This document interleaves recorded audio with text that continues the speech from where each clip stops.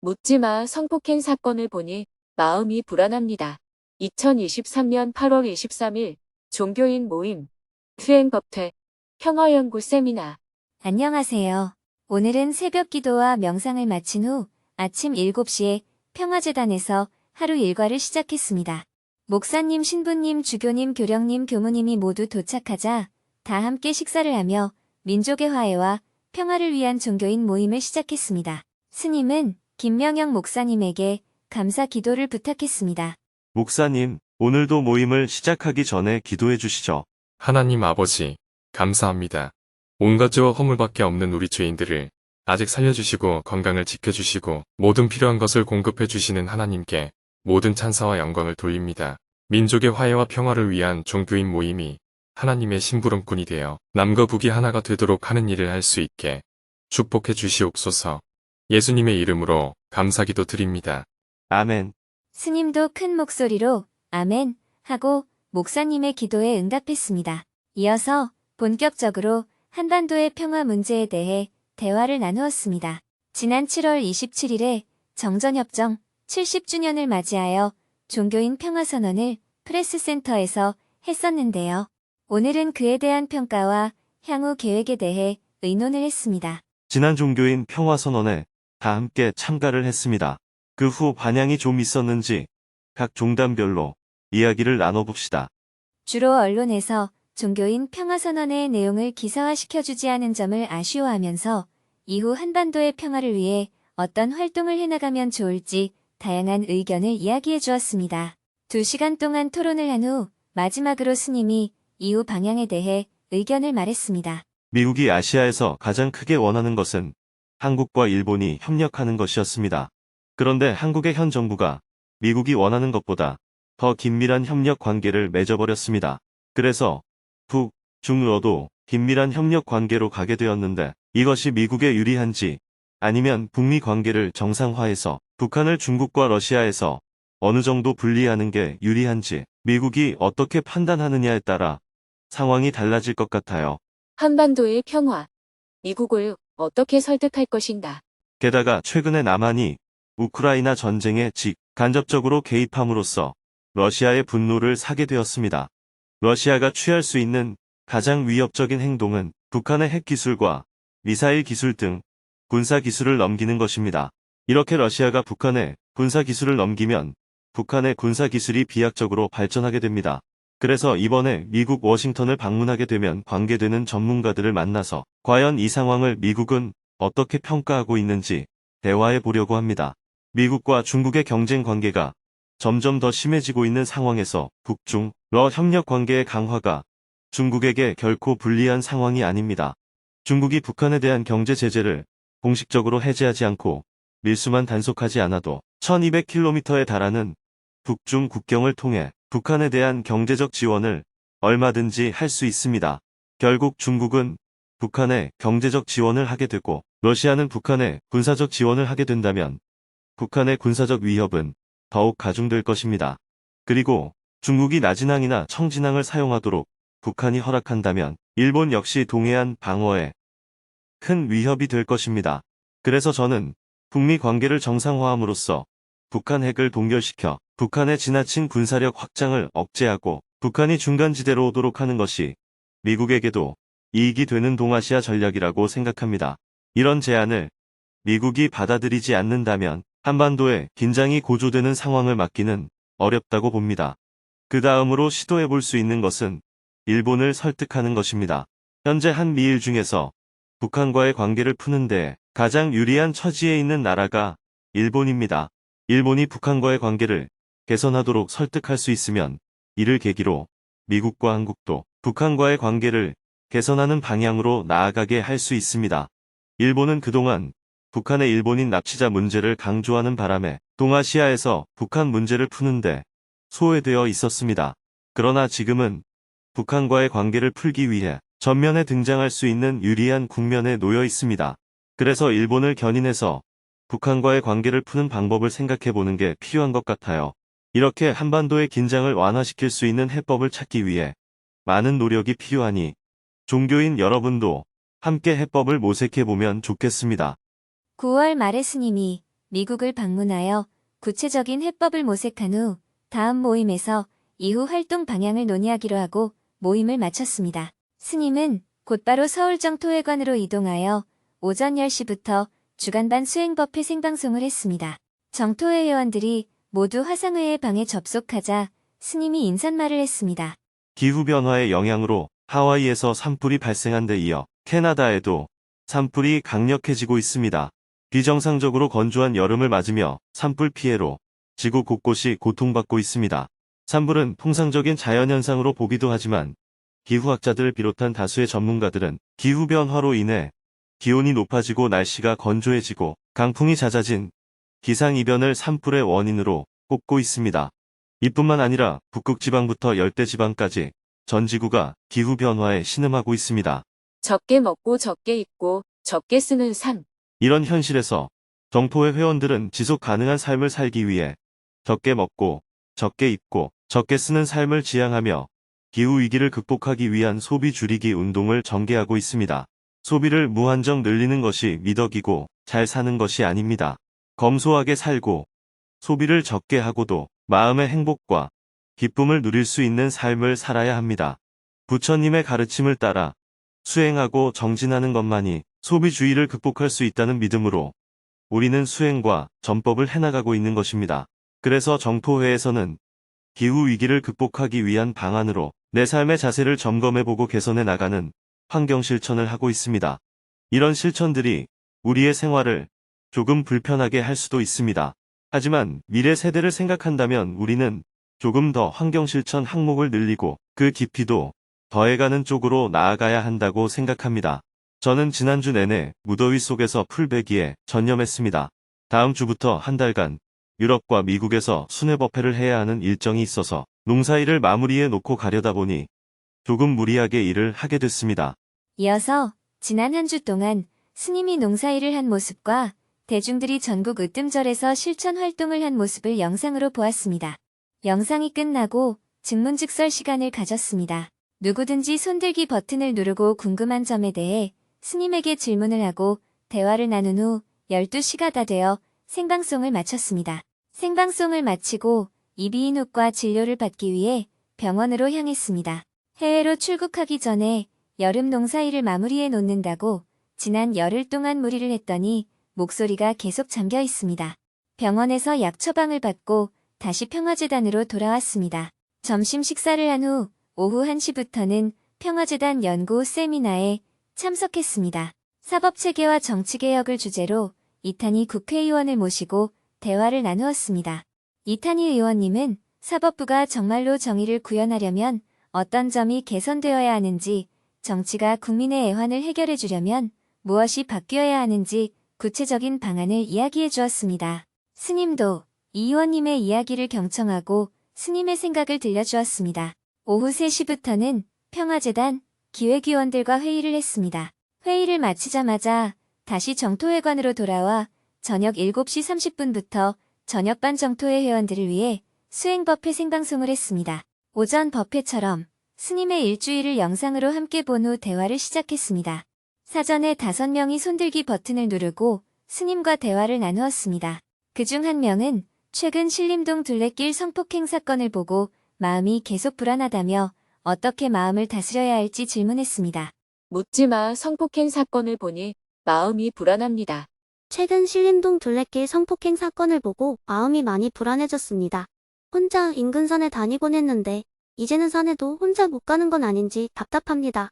여성이자 수행자로서 점점 범죄에 노출되는 환경에서 어떤 마음가짐을 가져야 할까요? 전 세계에서 여성이 혼자서 산행을 하거나 밤중에도 마음대로 산행을 할 수 있는 안전한 나라는 10손가락이 채 안 됩니다. 그 10손가락 안에 우리나라가 들어갑니다.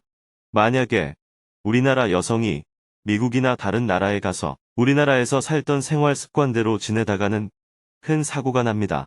우리는 태어나서부터 오랜 세월 동안 여성도 외딴 곳이나 밤길을 혼자 마음대로 다녔던 습관이 있습니다.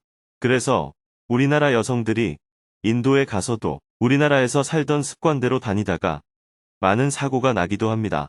우리나라는 전쟁의 위험이 매우 클 뿐이지 치안은 비교적 안정된 나라입니다. 소위 남북 관계만 보더라도 막 전쟁할 듯이 위협적일 때도 테러는 거의 없잖아요. 그러나 중동에서는 테러 단체들이 있어서 적대 관계에 있는 지역에 폭탄 테러를 일상적으로 자행하고 있습니다. 현재 갈등을 일으키고 있는 인도와 파키스탄을 봐도 무장 세력을 키워 노골적으로 폭탄 테러를 일으켜서 수많은 사상자가 발생하기도 했습니다. 지금도 남북 관계가 극도로 악화된 상황이고 한반도의 긴장 위기가 고조되고 있지만 테러는 거의 없잖아요. 물론 1968년에 북한 특공대가 청와대 기습을 시도한 적이 있지만 일상적으로 테러는 거의 없다고 봐도 무방할 정도로 우리나라의 치안은 매우 안정돼 있습니다. 그런데 요즘 묻지마 폭행 사건이 곳곳에서 일어나면서 안전한 나라였던 우리나라 치안에 대한 우려의 목소리가 커지고 있습니다.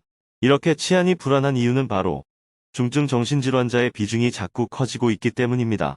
그래서 우리나라도 앞으로는 여자 혼자 산책하거나 밤에 다니기가 어렵게 될 가능성이 점점 높아지고 있습니다. 그러나 외국과 비교해봤을 때는 아직은 매우 안정된 나라에 속합니다. 그래서 제 생각은 범죄에 노출될 확률은 매우 낮기 때문에 불안해할 필요는 없습니다. 하지만 가능성이 제로는 아니기 때문에 조심은 해야 합니다. 조심은 하되 불안해할 필요는 없다는 거예요. 비유를 들자면 코로나 팬데믹을 연상해 보세요. 제가 코로나 팬데믹이 일어나자마자 초기에 맨 먼저 이렇게 얘기하지 않았습니까? 코로나 바이러스는 우리가 잘 모르기 때문에 조심해야 한다. 그러나 너무 불안해할 필요는 없다. 코로나 바이러스는 예전이나 지금이나 똑같은데 예전에는 코로나 바이러스에 대해 두려워하고 불안해했다면 지금은 대부분이 두려워하지도 않고 불안해하지도 않잖아요. 코로나 바이러스가 사라져서일까요? 아니에요. 오히려 훨씬 더 많은 환자가 생겨나고 있습니다. 코로나 초기와 지금의 차이는 우리가 불안해하지 않는다는 것입니다. 그러나 지금도 코로나 바이러스에 대해서는 조심은 해야 돼요. 남들이 거리낌 없이 다닌다고 나도 그들과 똑같이 행동한다면 위험할 수가 있습니다. 바이러스에 대해 정확히 밝혀진 건 아니지만 급사할 가능성도 있고 사망자는 계속 생겨나고 있기 때문에 방심해서는 안 되고 항상 조심해야 돼요. 그러나 두려워하거나 불안해할 필요는 없습니다. 수행자라면 이런 관점을 가져야 합니다. 기후 위기에 대해서도 마찬가지예요. 두려워할 필요도 없고 불안해할 필요도 없습니다. 그렇다고 방관자로 있으면 안 되고 기후 위기를 막기 위해 도움이 되는 실천적 행동을 해나가야 합니다. 묻지마 폭행에 대해서도 이런 관점을 가지면 좋을 것 같아요. 지난주에 저녁 5시에 퇴근하는데 비교적 이른 시간이었는데도 전철에서 제 옆에 수상한 사람이 앉았다가 저를 쫓아왔습니다. 개찰구에서 지하철 출구까지 따라 올라오는 걸 보고 근처 체육센터에 들어가서 숨어 있다가 간신히 따돌리고 집에 들어간 적이 있습니다. 그 사람도 정신이 이상해 보이기는 했어요. 저는 수행자임에도 불구하고 이런 상황을 직접 겪으니까 불안하고 무서웠습니다. 제가 해코지를 당할까봐 두려워하는 것 같습니다. 수행적 관점에서 보면 몸에 집착하기 때문인 걸까요? 몸에 대한 집착을 내려놓으면 두려움이 없어집니다. 부처님께서 열에는 두려움이 없다 하고 말씀하신 것도 같은 맥락입니다. 몸에 집착하면 몸이 다치는 것에 대한 두려움이 생길 수밖에 없고 재물에 집착하면 재물을 잃는 것에 대한 두려움이 생길 수밖에 없어요. 집착을 내려놓으면 두려움이 사라집니다. 질문자의 두려움은 몸에 대한 집착에서 생기는 게 맞아요. 그러나 두려움에 빠져서 불안해하고 있지만 말고 현명하게 대응할 필요가 있습니다. 외진 곳에서 누가 쫓아오는 것 같으면 두려워하고 있지만 말고 주위에 있는 가게에 들어가거나 사람이 많은 곳으로 이동해서 적절하게 대응해야 합니다. 혹시 이런 상황이 반복되면 호신용 물품을 가지고 다니는 것도 안전을 위해서 필요합니다. 상대가 갑자기 위협적인 행동을 했을 때 방어할 수 있는 소형 스프레이나 전자bom 같은 것을 소지하고 다닐 수도 있죠. 그런데 이런 상황은 일어날 가능성이 매우 낮습니다. 하지만 만약을 대비해서 준비는 하고 있어야 합니다. 심리적으로 불안해하고 두려워하는 것은 문제 해결에 아무 도움이 못 됩니다. 적절하고 지혜롭게 대응하는 게 필요합니다. 묻지마 폭행을 일으키는 정신질환자들은 상대방이 두려워할수록 더 따라다닙니다. 상대방이 두려워하고 고통스러워하는 것을 보고 즐기는 속성을 갖고 있기 때문입니다. 어릴 때 교실에서도 무서워하는 아이들을 더 쫓아다니면서 괴롭히잖아요. 정신적으로 왜 이런 행동을 하는지에 대해서는 분석이 더 필요합니다만 드러나는 현상으로 보면 두려워할수록 더 괴롭히는 건 맞아요. 그래서 두려워하는 것은 절대 도움이 안 됩니다. 산에 가서 짐승을 만났을 때도 마찬가지예요. 두려워하고 도망을 가면 더 공격을 합니다. 대부분 놀라서 두려워하다가 피해를 더 당합니다. 딱 바로 서서 정신을 차리고 방어책을 갖는 게 현명합니다. 요즘 시골에서 멧돼지를 만났을 때 도망가면 거의 대부분 받쳐서 피해를 입습니다. 멧돼지가 자주 나타나는 길에 다닐 때는 우산을 갖고 다니라고 하잖아요. 멧돼지가 다가왔을 때 우산을 확 펼치면 아주 덩치 큰 상대가 자기 앞에 나타난 줄 알고 공격을 안 한다고 합니다. 산에 갈 때 지팡이를 가져가는 이유도 이와 비슷하게 유사시에 방어용으로 사용할 수 있기 때문이죠. 그래서 혼자서 밤늦게 외진 곳을 갈 때는 조심하는 게 필요합니다. 제가 언젠가 설악산에 한번 갔는데 밤에 여자 혼자서 야간 등산을 하는 모습을 봤어요. 우리나라이기 때문에 가능하지 외국은 낮에도 혼자 등산하는 것은 굉장히 위험합니다. 우리나라 사람들이 안전에 대해서 둔감한 측면이 있긴 해요. 그러나 이런 흉악 범죄가 현재 우리나라에서 다반사로 일어나는 상황은 아닙니다. 하지만 갈수록 많아지고 있는 것은 사실입니다. 10대부터 20대까지 학생들을 대상으로 조사를 해보면 우울증이나 불안증 질환을 가진 사람의 비율이 점점 높아져서 17%까지 높아졌다는 보고가 나오고 있으니까요. 10명 중에 2명은 불안 심리를 갖고 있다는 의미로 해석할 수 있습니다. 그런 사람들은 순간적으로 극단적인 행동을 할 수 있습니다. 초기 증상은 대부분 자살로 종결되는 경우가 많지만 증상이 조금 더 진행되면 자기 혼자 죽는 게 너무 억울해서 같이 죽겠다는 경우도 생깁니다. 원한에 사무쳐서 특정인을 죽이겠다는 것과는 성격이 다릅니다. 그나마 우리나라는 총기를 사용하지 못하기 때문에 대량 살상은 안 일어나는 거예요. 미국은 총기 사용이 자유로우니까 수십 명씩 한꺼번에 죽이는 일이 자주 일어나지 않습니까? 그러니 두려워하지 말고 험한 상황에 대처할 수 있도록 유의하는 게 필요합니다. 그런데 아직 우리 사회는 이 문제가 왜 일어나는지를 원인을 분석하고 어떻게 예방하고 대처할 것인지 고민하기보다는 강력한 처벌과 경찰력 증대 이런 방식으로 대응해서 두려워하는 사람들에게 포퓰리즘적으로 인기를 끌려고 하는 수준에 머물러 있는 것 같아요. 그러면 대중들은 죽여라 이렇게 감정적인 흥분을 하게 되거든요. 미국에서는 경제가 안 좋아지니까 트럼프 전 대통령처럼 이민자들을 증오하게 해서 그 원인을 외부에 돌리는 방법을 사용한 경우도 있었습니다. 이것은 진보나 보수의 문제가 아닙니다. 원인을 정확하게 규명하고 미리 예방을 해야 합니다. 사건이 났을 때는 좀 더 신속하게 구제하는 안전조치가 필요합니다. 육체의 건강을 위해서 학교마다 영양사를 배치하고 동마다 보건소를 두는 것처럼 날마다 정신질환이 증가하는 요즘 사회에서는 학교마다 전문 상담사를 배치하고 읍면 동마다 상담 전문가를 배치해야 합니다. 학생들이나 주민들의 정신적인 이상행동을 빨리 발견해서 조기에 치료하도록 해야 하고 더 악화되면 바로 병원에 입원시키고 격리해야 합니다. 지난번에 발생한 묻지마 폭행 사건도 병의 진단을 받아놓고도 치료를 안 하거나 해서 생긴 문제이지 약을 먹고 치료를 하고 있는 동안에는 극단적인 행동을 하지 않습니다.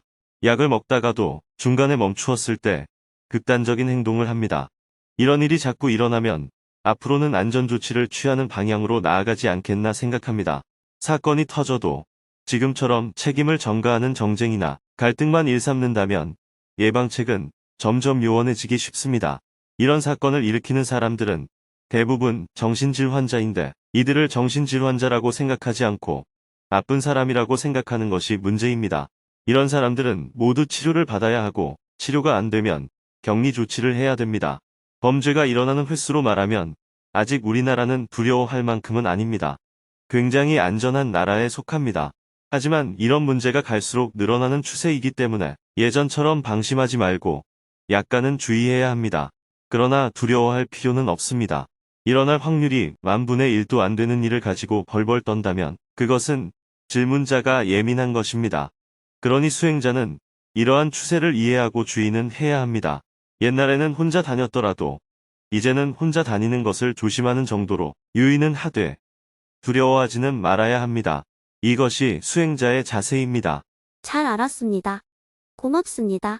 완전히 해탈을 했다면 두려움이 없겠지만 설령 두려움이 없는 상태까지 가지 않았더라도 두려움이 조금 줄어들도록 해나가야 합니다. 저도 아무리 수행자라고 하지만 급하게 길을 가는데 갑자기 뱀이 발에 콱 밟혔다고 한다면 깜짝 놀라거나 가슴이 서늘합니다. 물론 원칙적으로는 그럴 때도 마음이 차분해야 한다고 하지만 현실적으로는 그렇게 잘 안 되잖아요. 그러면 안 되는 것을 인정하고 빨리 돌아와야 합니다. 두려워서 덜덜 떨게 되면 과잉 대응을 하게 됩니다. 두려움이 없으면 대화를 하든 어떤 행동을 하든 훨씬 더 적절한 대응을 할 수가 있습니다. 우리가 부처님처럼은 안 되지만 자꾸 수행 정진을 해나가면 살고 죽는 것이 그리 큰 문제가 아니라는 생각이 듭니다. 순간적으로는 무지한 상태에 빠지거나 과거에 대한 집착으로 인해 두려움이 일어나지만 그걸 알아차리면 금방 편안해질 수 있습니다. 감사합니다. 이외에도 다음과 같은 질문이 있었습니다. 나이가 많은 사람은 대부분의 정토의 수련 프로그램에 참여가 제한되어 있는 것 같습니다. 나이가 많은 사람은 어떻게 수행과 전법을 해야 할까요? 수행법회 후 천도제 지내는 것을 보았는데 불교대학에서 배운 수행으로서의 불교와 상반되는 것 같습니다. 정토회에서는 사후세계 또는 윤회, 망자에 대해 어떻게 보나요? 자각이 변화를 가져온다고 배웠습니다.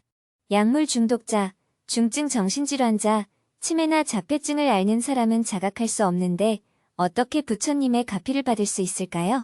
마지막으로 강연을 마치며 스님이 9월에 진행되는 해외 순회 강연에 대해 소개했습니다. 제가 9월에는 유럽과 미국을 순회하며 증문즉설 강연을 합니다. 오랜만에 해외에서 열리는 오프라인 강연이니까 인연이 있는 지인들이 많이 참여할 수 있도록 소개해 주시기 바랍니다. 생방송을 마치니 밤 9시가 훌쩍 넘었습니다. 내일은 오전에 북한 전문가들과 조찬 모임을 한 후 하루 종일 평화재단을 찾아온 손님들과 미팅을 하고 저녁에는 아시아 지회 회원의 날 워크숍에 온라인으로 참석한 후 평화재단 통일이 이병들과 증문즉설 강연을 할 예정입니다.